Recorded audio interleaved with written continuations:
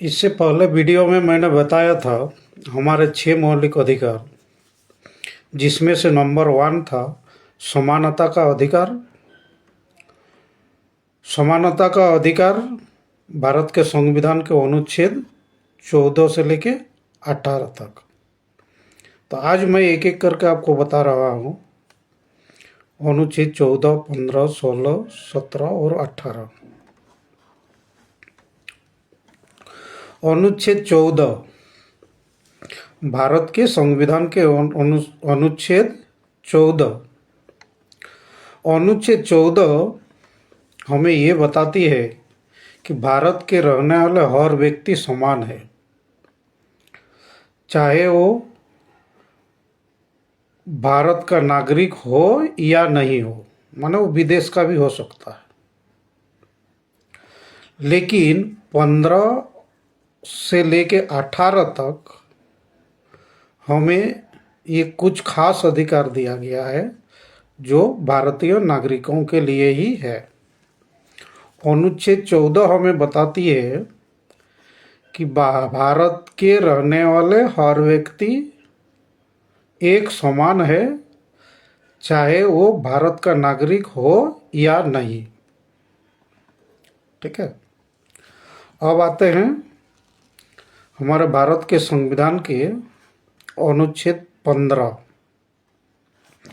अनुच्छेद 15 के अनुसार भारत में किसी भी व्यक्ति के साथ सिर्फ उसके धर्म, भाषा, जाति या लिंग के आधार पर भेदभाव नहीं किया जा सकता है। मतलब हर नागरिक को समान अवसर मिलेगा किसी भी चीज में। और एक बार मैं इसको आपको बता रहा हूं, सुनिए।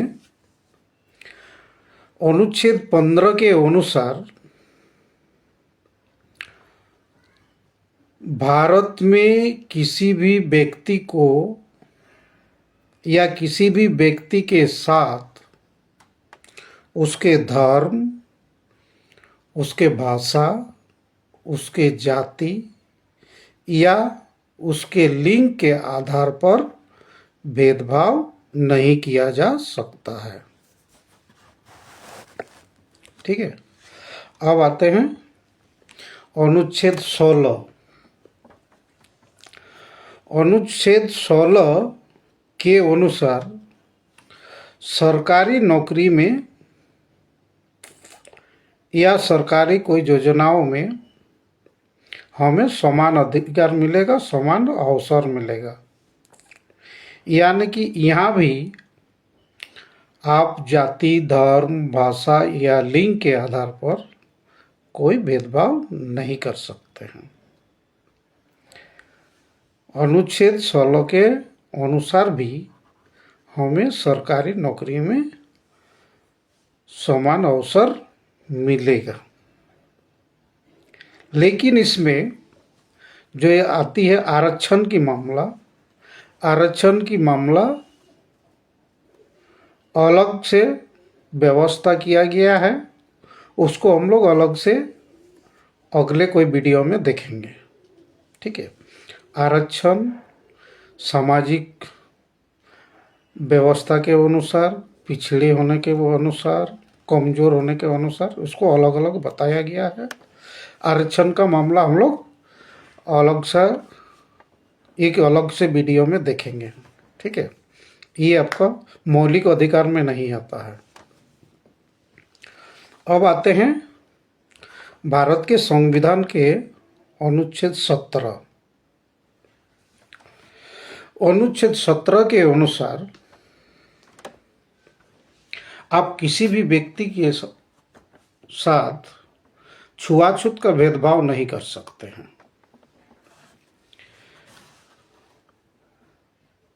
अनुच्छेद 17 हमें क्या बताते हैं कि आप किसी भी व्यक्ति के साथ ऊंच नीच, छुआछूत का भेदभाव नहीं कर सकते हैं। और इसके लिए सरकार को अलग से जिम्मेदारी दिया गया है कि सरकार उसके लिए कानून बनाए उसको दंडित करे, उसके लिए स्पेशल व्यवस्था करे। इसका पूरा अधिकार केंद्र एवं राज्य सरकार को दिया गया है। यानी कि भारत के संविधान के अनुच्छेद 17 हमें बताता है कि आप किसी भी व्यक्ति के साथ छुआछूत, ऊंच नीच आदि का भेदभाव नहीं कर सकते हैं। अब आते हैं भारत के संविधान के अनुच्छेद 18। हमारे संविधान के अनुच्छेद 18 के अनुसार हमें ये बताया गया है कि आप कोई भी उपाधि आपको नहीं दिया जा सकता है।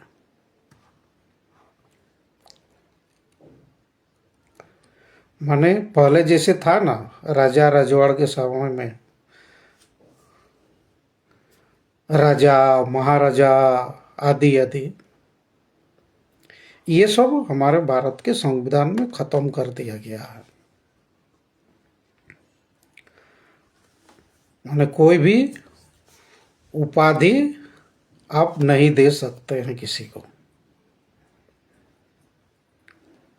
पहले जैसे आजाद भारत में था ना, अलग अलग उपाधि दिया जाता था, इस उपाधियों को समाप्त कर दिया गया है। अब हमारे देश का नागरिक को कोई भी सरकारी संस्था या गैर सरकारी संस्था उससे किसी भी तरह का उपाधि नहीं दे सकता है। और हमारे देश का कोई नागरिक विदेशों से भी कोई उपाधि नहीं ले सकता है। पहले जैसे स्वतंत्र भारत देश आज़ाद होने से पहले था, उस टाइप का राजा महाराजा का कोई भी उपाधि हमारे देश के नागरिक नहीं ले सकता है। लेकिन ये जो कुछ अलग से व्यवस्था है, जैसे हम लोग यहाँ देते हैं ना पद्मश्री, पद्मभूषण, ये सब अलग बात है। ये कुछ खास काम के लिए है जो सरकार अपना पद्मश्री, पद्मभूषण, पद्म विभूषण आदि आदि जो है, देश रत्न, भारत रत्न, ये सब ये अलग चीज़ है।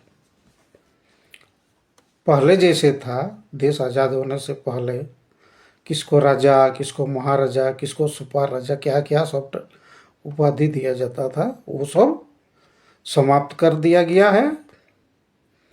और अभी हमारा देश का नागरिक ऐसा न कोई उपाधि किसी से ले सकता है, न कोई दे सकता है, न विदेशों से भी वो प्राप्त कर सकता है। ऐसा कुछ नहीं कर सकता है।